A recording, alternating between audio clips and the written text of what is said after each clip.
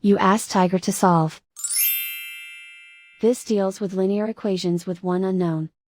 The final result is h=3. Let's solve it step by step. Simplify the expression. Expand the parentheses. Simplify the arithmetic. Group all h terms on the left side of the equation. Subtract 5h from both sides. Group like terms.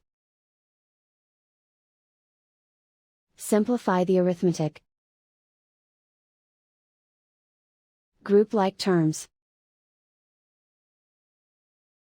Simplify the arithmetic. Group all constants on the right side of the equation. Subtract 2 from both sides.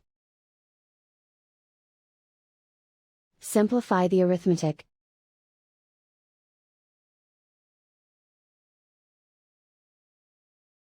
Isolate the h.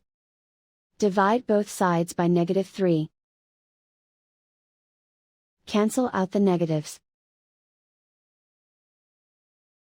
Simplify the fraction.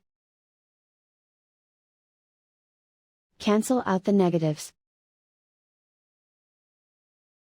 Find the greatest common factor of the numerator and denominator. Factor out and cancel the greatest common factor. And so the final result is h=3.